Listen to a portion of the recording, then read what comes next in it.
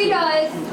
Weird. He wants to apologize. I'm Officer Kellen with the Lansing Police Department. How are you? All week we've been in class teaching officers from the Tri-County area a number of different skills, including verbal de-escalation, non-escalation, and how to recognize certain signs and symptoms of mental illness or substance use disorder. Sheriff's Office.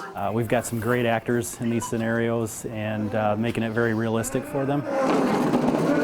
Many of the situations that we deal with don't have a criminal undertone to it. It's largely problem solving. What? Like, this isn't my house. This training is designed to address persons in chronic or acute related crises.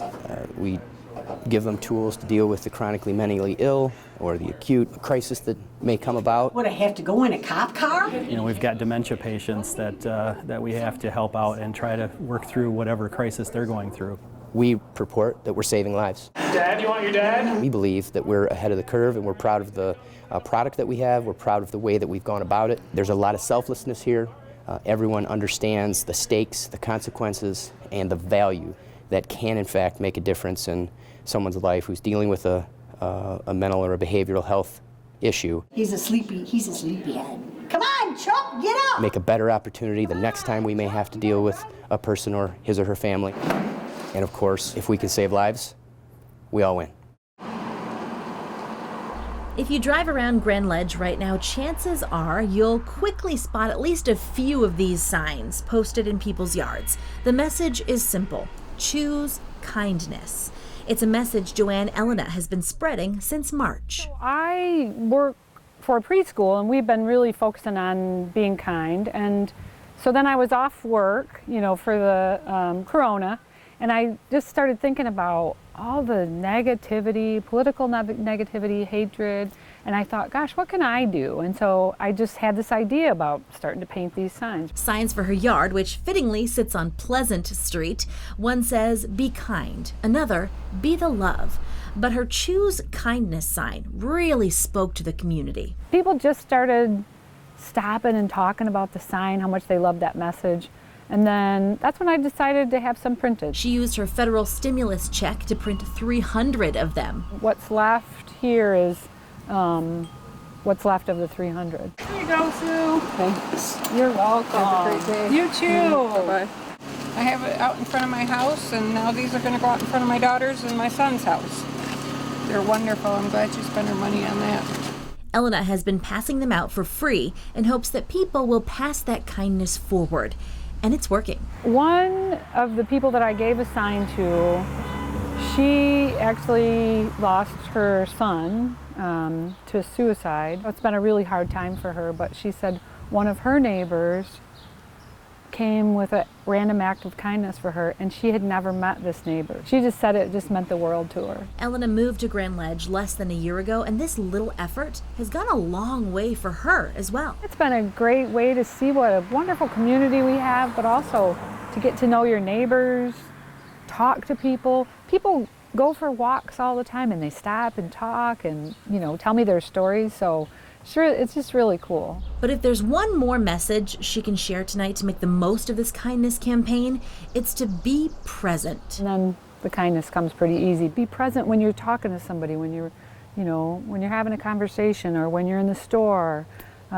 That's, I think, just as important message, because that's the only way it's real. You can have real experiences when you're present. An intangible gift that we can all give for free. We worked hard for it, we really did, and we just couldn't find it anywhere. In March of this year, Sandy McBain Farnham realized the wedding ring that had been on her finger for 28 years was missing. And what went through your mind when you realized then that the ring was gone? Oh, I was just devastated. I mean, I loved the ring, and I loved the man that gave it to me, and I didn't know exactly how I was going to tell him I didn't have the ring anymore. Not just because Don Farnham gave it to her when they got married, but also because the ring belonged to Don's mother, then his late wife Anne, and will eventually go to Don and Anne's daughter, a precious diamond in the family for more than a century. At home, they searched everywhere they could think of. They had just gotten back from a trip to Florida. Perhaps it vanished there? I never thought I'd see the ring again. Until They went for a walk on a trail near their home. But for this part of the story, we need to rewind back to April, about a month after the ring vanished. It was like kind of like right in this area, like kind of on the side. There was like a little bit of snow on the ground, so I saw it, it like kind of stood out. We both thought it was fake because it was so dirty, but we didn't really know. Oh, I showed it to a couple friends and neighbors, and they were like, oh, it's beautiful. Yeah, it's probably a costume piece, and we just set it aside. A local jeweler confirmed it was real, and Hannah Hall and her mom Mandy posted about the ring on social media. But months went by, and there was nothing. Still, they didn't want to give up. And I told my neighbors to keep their eye out for anyone you see walking.